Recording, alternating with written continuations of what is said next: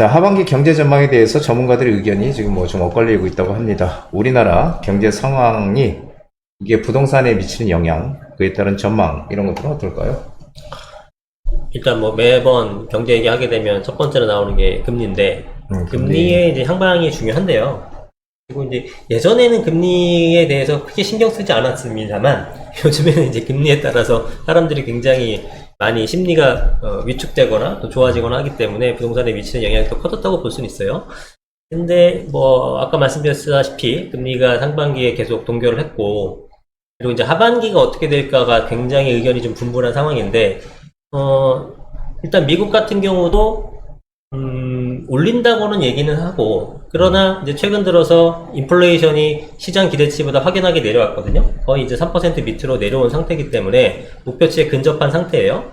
그리고 이제 고용이 좀 탄탄한 연도 있고, 그래서 미국 같은 경우도 이번에는 인상을 0.25% 베이비 스텝을 하고, 그러고 나서는 추가적인 인상은 더 이상 하지 않을 것이라는 게 이제 전반적인 어떤 미국 금융기관들의 컨센서스니까, 그렇다면 우리도 당연히 따라가겠죠. 예, 그렇게 되면 금리는 동결되는 걸로 우리나라 연말까지 가고, 그 다음에 내년 초쯤부터는 인하에 대한 얘기도 충분히 나올 수 있지 않을까라고 생각이 듭니다. 그래서 금리는 그렇게 보고 있고, 그 다음에 수출 같은 부분이 중국이 코로나 봉쇄를 해제한 이후에 또 굉장히 좀 안 좋아요. 중국 시장이 대단히 안 좋은데, 중국 시장이 예상외로 안 좋죠. 그렇죠. 예, 그 예상만큼 안 올라오고 있기 때문에, 그러니까 수출을 중국 쪽이 워낙에 비중이 높다 보니까 우리도 약간 위축이 되고 있습니다만, 그런 것들에 대해서 몇 개월째 감소하고 있는데, 그런 전략들을 이제 대비하기 위해서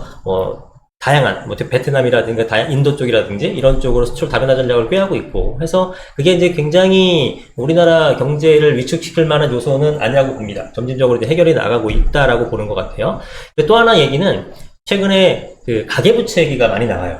가계부채. 예, 그래서 가계부채. 우리나라 가계부채가 굉장히 높다. 지금 전 세계 3위 정도라고 하는데, GDP 대비 한 105% 정도가 105% 정도라고 합니다. 그러니까 이 비중은 세계 3위니까 높죠. 네, 높고. 그래서 이 부분은 분명히 이제 줄여야 될 필요성은 있는데, 하는 총재에서도 말씀을 하셨겠지만, 그래서 이 부분이 좀 어떤 내관이 돼서 부동산 가격이 하락하지 않을까요라는 의견도 있는데, 제가 봤을 때는 이제 뭐 실제로 선진 사례들이 없는 건 아니고, 몇몇 서유럽 국가들이 GDP 대비 100% 넘는 가계부채를 갖고 있다가 줄인 사례가 있는데, 그 줄여가는 과정이 굉장히 점진적인 형태가 됩니다. 느리게. 그러니까 100% 미만으로 떨구기 위해서 돈을 서서히 갚아나가는 그 방식이 보통 한 15년, 20년까지도 걸려요. 그러니까 제가 말씀드리고 싶은 거는, 이거 가계부채 줄여야 된다고 해서 갑자기 돈을 탁 끊거나 뭐 이런 형태가 되면 더 큰 부작용이 발생할 수 있으니까, 분명히 줄이긴 줄여야 되는데, 굉장히 티 안 날 정도로 스무스하게 줄여나가는 거니까, 이걸로 인해서 대출 갑자기 끊기고 부동산 가격에 어떤 심대한 타격을 주고 이렇게까지 확대 해석은 할 필요는 없다라는 뜻입니다. 그래서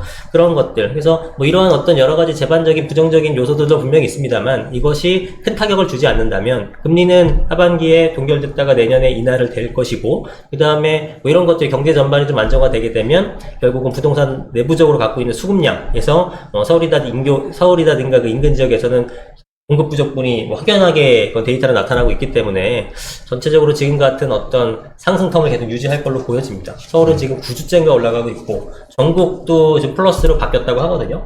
그러면은 그런 어떤 방향성은 계속 유지할 수 있지 않을까라고 보고 있죠. 네. 어쨌든 뭐 지금 경제 상황이 우리도 지금 사실 그렇게 썩 좋지는 않지만, 그렇다고 해서 경제가 안 좋다고 해서 우리가 망하는 거 아니거든요. 뭐 IMF라든지 금융위기처럼 그런 시점은 아니기 때문에 그렇게 가지는 않을 것 같고요.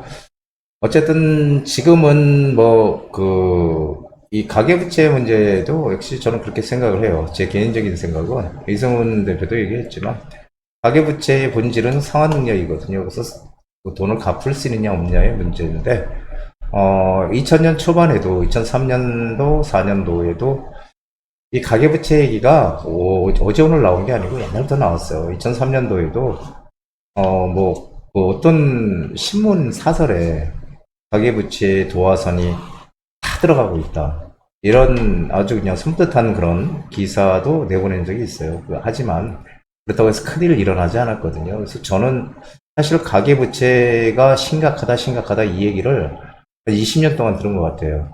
그래서 가계부채보다도 근본적인 거는 지금은 이제 국가부채라든지 아니면 기업부채가 더 지금 문제다. 이런 생각을 많이 합니다. 그래서 가계부채 줄여나가는 거는 우리 이성훈 소장 얘기대로 이렇게 서서히 가야 되는 거고, 그래서 크게 뭐 문제가 될 그런 것은 아니다라고 보여져요. 자, 그렇다면은 이제 다음 질문 한번 볼게요. 최근에 재건축 재개발 투자에 대한 문의가 많이 되고 있는데, 재건축과 재개발 투자 시점과 장단점, 네. 우리 이성훈 소장이 얘기하는 장단점, 시점. 투자 시점. 이게 좀 애매하긴 하다. 투자 시점. 근데 이건 뭐 일단 지역별로도 당연히 틀리긴 한데 뭐 기본적으로 서울 쪽에 있는 재개발 재건축이라 하면 이건 뭐 사실 매번 드리는 말씀입니다만 시간을 끌 필요가 없어요. 물론 당연히 우리 요즘 올해나 상반기, 작년 하반기 같은 경우는 일시적으로 하락하는 경우는 반드시 있죠. 그거야 뭐 모든 부동산, 뭐 모든 어떤 상품군이 다 떨어지는 시기는 있죠. 이거는 거시경제가 위험해지게 되면은 현금 갖고 있는 게 최고다, 이거랑 똑같은 논리니까. 근데 그걸 우리가 예측할 수 없다면 그거 어떤 위기가 올까봐 아무것도 안 하고 있을 수는 없는 거잖아요. 그러면은 이렇게 일시적으로 하락하더라도 장기적으로 보게 되면 반드시 그 고점을 회복하면서 가는 것들이 이제 재개발 재건축입니다. 이건 왜냐하면 재개발 재건축이라는 게 결국은 낡은 주택을 허물고 새 아파트를 받는 형태잖아요. 그러면은 당연히 가치의 증대가 되는 거죠. 그래서 가격이 하락한다라는 것은 그런 어떤 일시적인 형태인 걸 수밖에 없는 거고, 왜냐면 가격이 하락한 거지만 가치 자체가 훼손된 건 아니거든요. 그럼 가치에 결국 수렴한다 그러면은 그거는 가격 하락은 분명히 일시적이라는 것은 분명히 알 수 있고, 그렇다면 오히려 가격이 하락했을 때 이게 추가적인 하락이 아니라 일시적인 하락이고 다시 올라가는 거니까 이때가 기회구나라고 해서 잡으시는 게 좋고, 그래서 저는 서울이나 입지가 좋은 지역의 재개발 재건축은 무조건 하루빨리 잡는 게 좋다라고 보고 있는 입장인 거고요. 그 다음에 이제 그 재개발과 재건축의 차이점은 이제 어떤 정책적인 부분의 차이점, 과정의 차이점은 안전진단을 받냐 안 받냐 이런 게 있죠. 일단 첫 번째로 재건축은 안전진단 여부를 통과해야 되는데 재개발은 그런 게 없고, 또 하나 제초안 잘 아시죠? 제초안이라는 것도 초과이익 환수에 대해서 어느 정도 이득금을 이제 결국 나라가 가져가는 건데, 이거는 재건축에 대해서만 적용이 됩니다. 재개발은 그런 게 없다라는 거.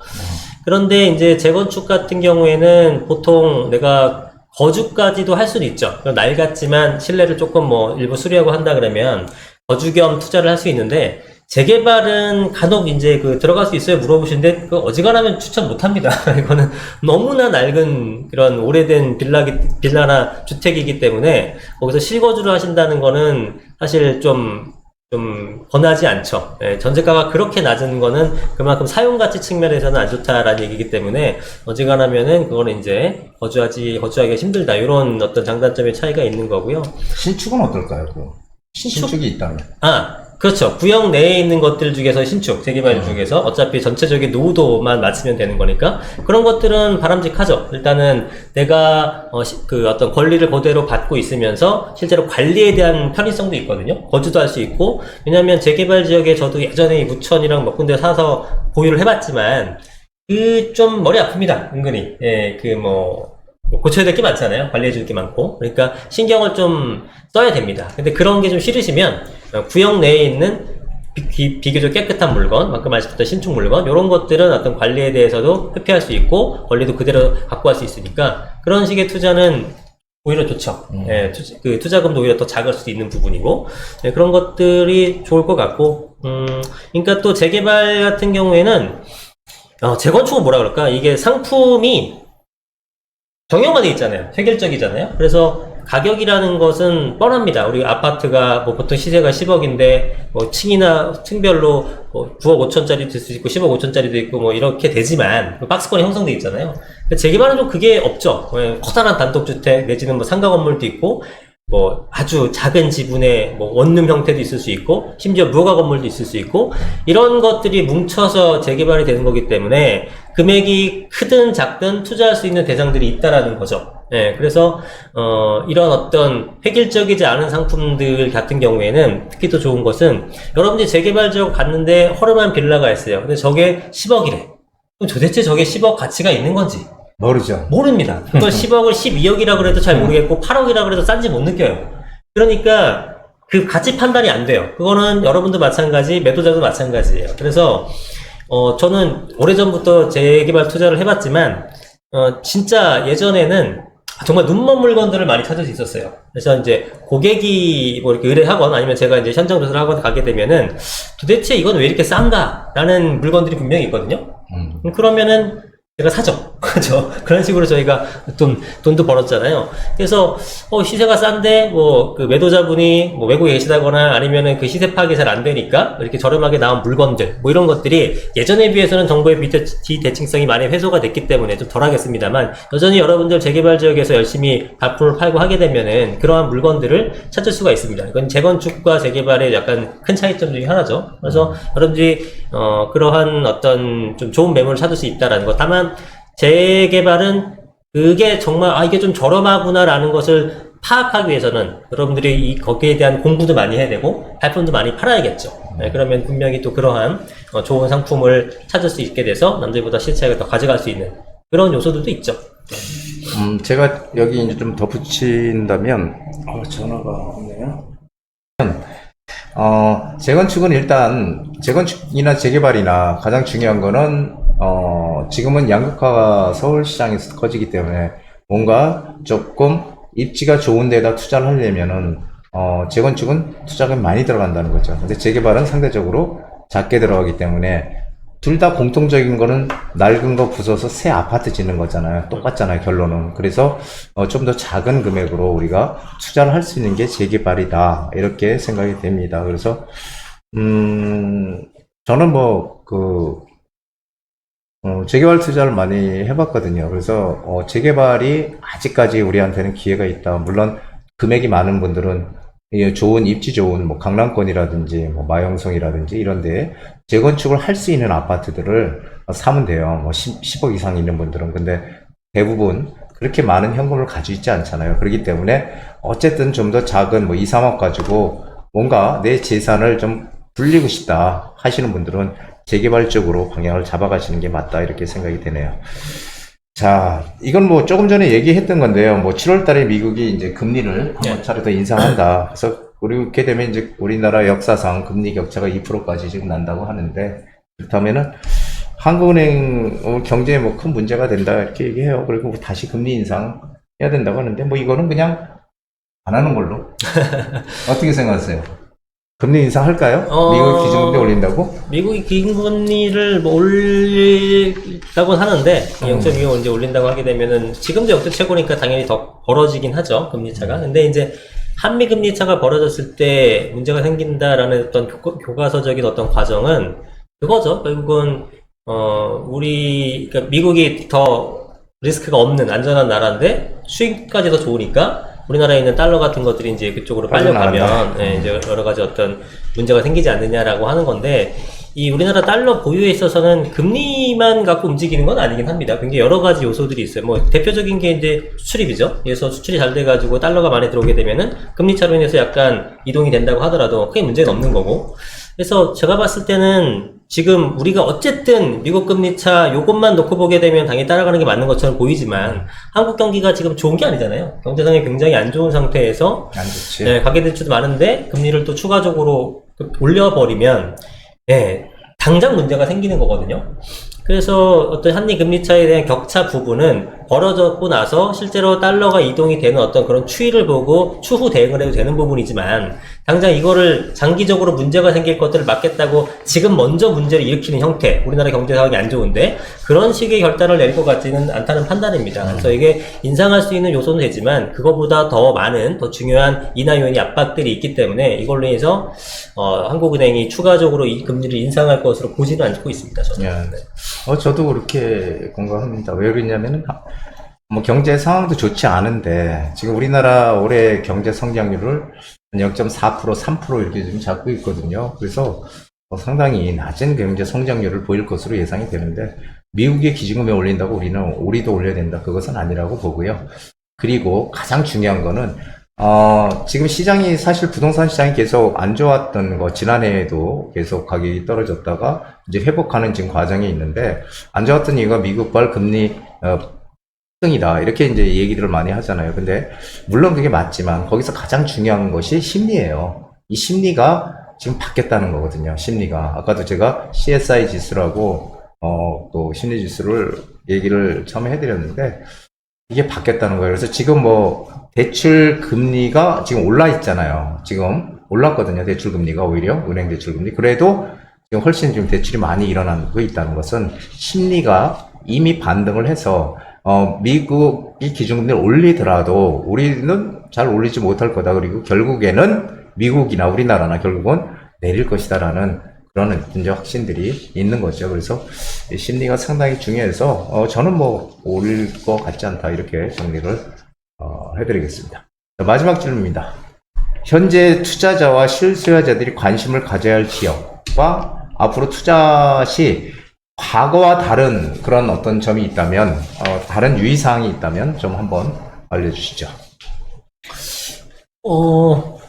이제 뭐 우리가 계속 들어왔던 키워드지만 양극화 키워드를 분명히 주의 있게 생각을 하신다면 양극화. 예전에는 뭐 지방이든 아니면 외곽에 있는 나홀로 아파트든 이제 막 샀잖아요. 금액이 맞춰서 막 샀는데 그런 것들이 이번에 지난해 문제가 크게 됐었죠. 상당히 문제가 됐고 네. 아까도 말씀드렸다시피 그런 것들은 다시 정거점을 회복하기 힘들 것이다. 영원히 못 회복하는 것도 있을 것이다라는 게 이제 그런 것들 영원히 못 해요. 네. 그럴까요? 그래서 그런 건 뭐 이제 막 광풍이 불 때는 얘도 오르고 저도 그냥 다 안 오르는 게 없이 다 올랐습니다만 지금은 어느 정도 가치 대변에서 가격이 올라가는 걸로 바뀌었다면 그럼 핵심 지역에 있는 것들은 당연히 이제 가격이 상승하는 거지만 그렇지 않았던 것들은 조정이 되게 되면서 가격이 힘들다. 그러니까 일단은 옥석을 잘 가려야 되는 시점이 분명히 도래한 거고 아무거나 하시면 안 된다라는 거고 그 좋다라는 것은 누구나 선호하는 인지도 있는 내가 마음에 드는 것이 아니라 누가 봐도 마음에 드는 것들을 해야 되는 거죠. 내가 3미터 좋다고 해서 3미터에 있는 거 사게 되면 안 올라요. 역세권을 사야지. 공기는 좋죠. 그렇죠. 그러니까 그건 내가 실거주를 하는 목적이지 투자 목적은 아니거든요. 근데 뭐 정말 외곽에 있는데 뭐 인테리어가 잘 돼 있다고 산다거나 그런 어떤 우를 범하게 되면 투자로서는 꽝이기 때문에 일단 입지적으로 좋은 걸 사셔야 되는 거고. 결국 그렇다면은 중심 지역이네요. 그렇죠. 서울에서도 중심 지역이고 뭐 한강변 주변이라든가 뭐 기본적으로 돈이 있으신 분들은 강남 상구 지역이라든가 아니면 여의도라든가 이건 누가 봐도 앞으로 좋아질 지역들 그런 것들이고 소액 자본을 갖고 계신 분들은 이제 아까도 우리 신당동 얘기 나왔습니다만 그런 식으로 중심지 개발을 안 할 수가 없는 언제 할지는 모르겠습니다. 그러나 언젠가는 할 수밖에 없는 그런 지역을 선점하고 들어가셔야지만 되는 거지 외곽에 있는 것들은 한없이 기다려도 기다리다 지칠 수 있다. 싸다고 들어가면 안 된다. 그렇죠. 그러나 이제 우리가 여의도나 압구정 같은 것도 한 40년, 50년 돼서 개발이 뭐 안 되고 있습니다만 개발이 안 된 것뿐이 이제 가격이 안 오르는 건 아니잖아요. 그건 입지의 힘이거든요. 그래서 내게 개발이 더디더라도 가격만 올라주면 되죠. 투자자 입장에서는. 그렇죠. 그런 판단으로 들어갈 수 있는 입지만 선택을 하셔야 되지. 이제 외곽에 있는 것들은 어떤 지금 뭐 재작년 이전에 했던 그런 투자 형태로서는 분명히 배제를 하셔야 된다. 이 부분이 가장 큰 차이점이라고 봅니다. 그런 것 같아요. 여기서 좋은 그 말씀을 해주셨는데, 지난해 사실 그 갭 투자라고 해서 지방에 이렇게 좀 더 작은 금액으로 전세를 끼고 투자했던 분들, 소액으로, 그런 분들이 사실은 제일 고통이 지금 깊었던 걸로 알고 있거든요. 그래서 우리가 시간이 지나면 과거에 내가 어떻게 1년만 지나면 투자를 했는지 다 잊어먹는 그런 경우가 많은데요. 이번엔 그런 우를 범하지 마시고, 이번에는 좀 가치 있는 곳에 투자하는 그런 전략을 한 채라도 똑똑한 곳에 투자하는 그런 전략을 썼으면 좋겠다라는 말씀을 드리겠습니다. 자, 오늘 이승훈 소장을 모시고 지금 부동산에 대한 주요 그런 안건들, 주요 사항들을 한번 여름을 맞이하기 전에 마지막으로 정리해보는 하방 시장을 정리해보는 그런 시간 준비했습니다. 자, 오늘 이렇게 단골로 이렇게 나와주셔서 고맙습니다. 감사합니다. 다음번에도 더 좋은 얘기 말씀드리고 오늘 제 얘기가 조금이라도 도움 됐다면 여기 나온 보람이 있을 것 같습니다. 예, 고맙습니다. 자, 우리 부동산 DJ 구독자님들, 자, 모두 행복한 하루 되시기 바랍니다. 안녕히 계세요. 안녕히 계세요.